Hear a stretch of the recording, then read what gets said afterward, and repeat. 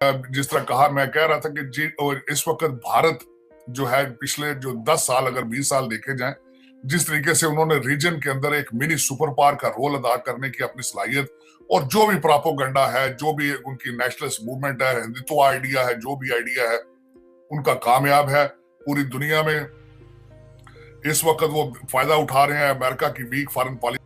जय हिंद दोस्तों, मैं महेंद्र शर्मा स्वागत करता हूं वन वर्ल्ड हिंदी में आपका। उम्मीद करता हूं आप खुश और स्वस्थ है। दोस्तों ये दिखाते हैं पाक मीडिया की एक और लेटेस्ट डिबेट, जिसमें अब डिस्कशन होने लग गया है कि अब G20 की जो मीटिंग होनी है वो पाकिस्तान को मिर्ची लग गई है, क्योंकि वो मीटिंग भारत ऑर्गेनाइज कर रहा है कश्मीर में। तो कहीं ना कहीं भारत के इस कदम से पाकिस्तान की जल भून के लाल हो चुकी है और पाकिस्तानी मीडिया अब डिस्कशन करने लग गया है कि क्या ये एक कंट्रोवर्सी क्रिएट करने के लिए किया जा रहा है। जबकि दूसरी तरफ अगर देखा जाए तो भारत ने हर संभव कोशिश की है कश्मीर के विकास के लिए। तो कहीं ना कहीं पाकिस्तान की फेल फॉरेन पॉलिसी के आगे भारत ने एक बार फिर से अपना दम दिखा दिया है। तो कहीं ना कहीं आज इस विश्लेषण में साजिद तरार ने अमेरिका की भी लचर और फेल फॉरेन पॉलिसी के बारे में भी डिस्कस किया और कैसे भारत को बताया कि अब इस रीजन का भारत मिनी सुपर पावर है, क्योंकि उसको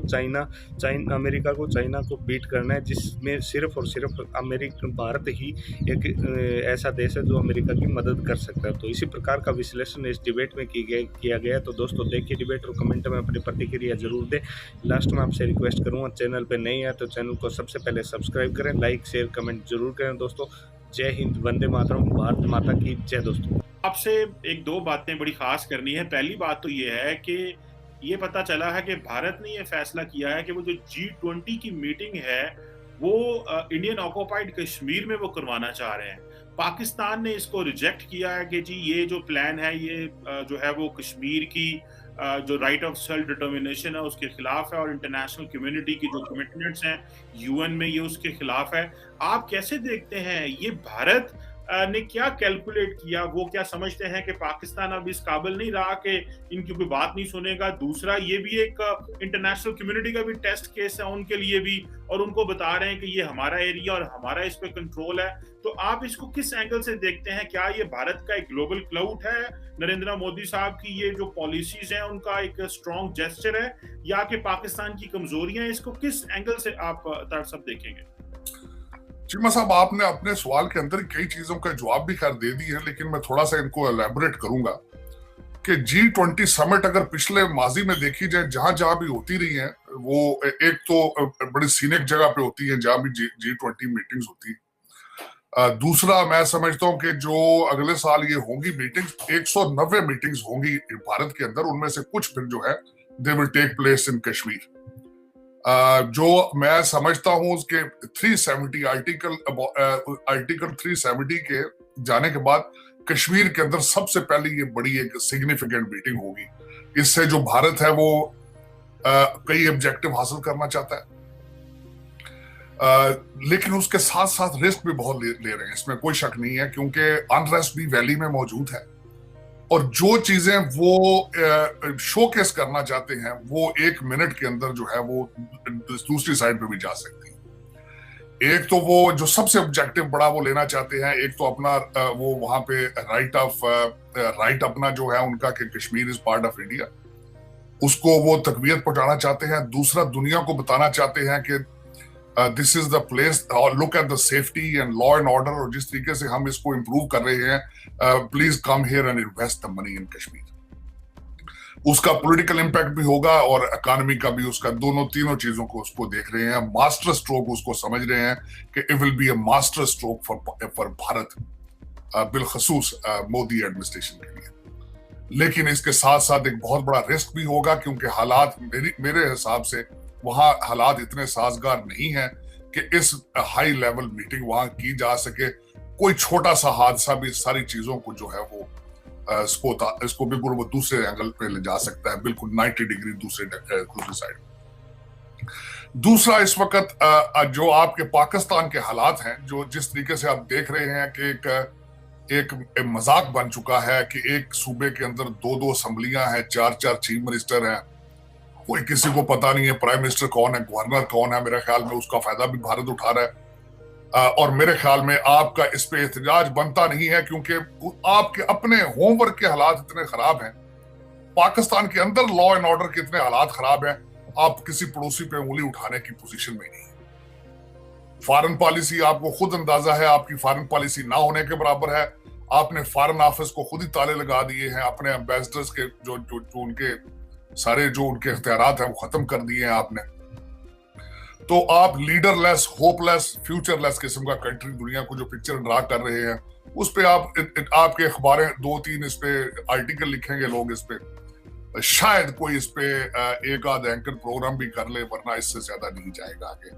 ना जाने की शक्कत रखता है, क्योंकि आप इस वक्त एक मर्दे बीमार हैं। आपकी इकानमी जो है वो बिल्कुल इस तरह है कि वो एक सिस्कियां ले रही है। अगर चाइना आपको रेस्क्यू ना करता इन दिनों में, तो आपके हालात बड़े खराब थे। ना पेट्रोलियम ले सकते थे, लोड शेडिंग में जिस तरीके से आप घिरे हुए हैं, आईनी बहरान है जिस तरीके से आपके साबिक वजीर आजम जो है वो 3 टुकड़ों पे तैयारियां कर रहे हैं, और जो मुख्तलिफ अदारे हैं वो अब अपने अपने कोनों में आवाम से मुंह छुपा के फिर रहे हैं। और इस वक्त 5th generation war is on the peak in Pakistan. तो इन अंडर गिवन सर्कमस्टांसेस, जिस तरह मैंने बताया था, भारत जो मर्जी करे, जो अफगानिस्तान जो मर्जी करे, आपके पास कोई किसी चीज को रीबट करने की या किसी चीज पे तनकीद करने की सलाहियत आपके पास मौजूद नहीं। जिस तरह कहा, मैं कह रहा था कि और इस वक्त भारत जो है, पिछले जो 10 साल अगर 20 साल देखे जाएं, जिस तरीके से उन्होंने रीजन के अंदर एक मिनी सुपर पावर का रोल अदा करने की अपनी सलाहियत, और जो भी प्रोपेगेंडा है, जो भी उनकी नेशनलिस्ट मूवमेंट है, हिंदुत्व आइडिया है, जो भी आइडिया है, उनका कामयाब है। पूरी दुनिया में इस वक्त वो फायदा उठा रहे हैं अमेरिका की वीक फॉरेन पॉलिसी का, अमेरिका को ब्लैकमेल भी कर रहे हैं चाइना के हवाले से, और उनकी हर चीज चल रही है इस वक्त आपकी। और आप जो है वो बिल्कुल बीमार है। आपके करप्शन के जो है वो इंडेक्स बिल्कुल दुनिया के वो अपनी हाईएस्ट पीक पर पहुंच चुका है, और अभी तक आपकी जो रूलिंग एलीट है उसके माथे पे कोई बल नहीं है। किसी के पास कोई सोल्यूशन नहीं है पाकिस्तान का। कश्मीर का सोल्यूशन तो तब होगा जब पाकिस्तान के अंदर अमन अमान होगा, लॉ एंड ऑर्डर होगा, आपकी अदालतें जो हैं वो इंसाफ देंगी, आपके अंदर हालात ठीक होंगे, स्टेबिलिटी होगी, तब आप चीजें इंटरनेशनल लेवल पे पॉइंट आउट कर सकते हैं। लेकिन इस वक्त लोग, सारी दुनिया देख रही है आपके हालात क्या है, सारी दुनिया देख रही है।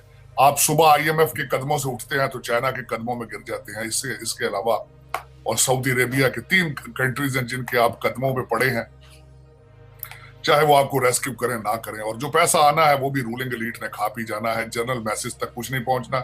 मैं यहाँ पे बल्कि बड़े दिनों से मैं चाह रहा था कि मेंशन करूं कि जिस तरह देखें, इन्होंने सुपर टैक्स लगाया है इंडस्ट्रीज पे, चीमा साहब, और देखा जाए कि कभी सुपर टैक्स वो भी आवाम पर जाना है, जाहिर है उसकी फॉरेन प्राइस उन्होंने पास ऑन कर देनी टैक्स की।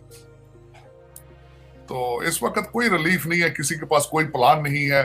आप, मेरे अंदाजे में आपका असली प्राइम मिनिस्टर भी लंदन में बैठा है, और असली आपका जो फाइनेंस मिनिस्टर है वो भी लंदन में बैठा है। मिफ्ता इस्माइल साहब को कोई इतनी सपोर्ट हासिल नहीं है अपने नून लीग के अंदर से ही, और उनके बारे में कहा जाता है कि वो खुद अरबपति खरबपति हैं, और सिर्फ उनको ही अपने एक मखसूस जो उनकी टोला है उसके वो प्रोटेक्शन दे रहे हैं, कर रहे हैं। और दूसरी साइड पे खान साहब जो है, मेरे ख्याल में पोलो ब्रांड की कर रहे हैं आजकल बड़ी सख्त प्रमोशन। आपने नोट किया होगा कि पहले वो बास्केट में होते थे, आजकल जो शर्ट पहनते हैं पोलो की होती है, चाहे स्वेट शर्ट हो। मेरा ख्याल में खान साहब की अब जो कैंपेन है वो मेरे ख्याल है पोलो राफ वाले वो जो फाइनेंस कर रहे हैं। आज भी मैंने उनकी जो प्रेस कॉन्फ्रेंस देखी, वही पुरानी कट एंड पेस्ट उनकी तकरीर थी, लेकिन पोलो की शर्ट वाज स्टैंडिंग आउट। बिल्कुल सही कह रहे हैं साहब, ये तो लग रहा है पोलो राफ लोरेन वाले जो हैं वो उनको वो क्या हमारे खान साहब को जो है ना वो कोई अच्छी बड़ी रॉयल्टी भेज रहे हैं।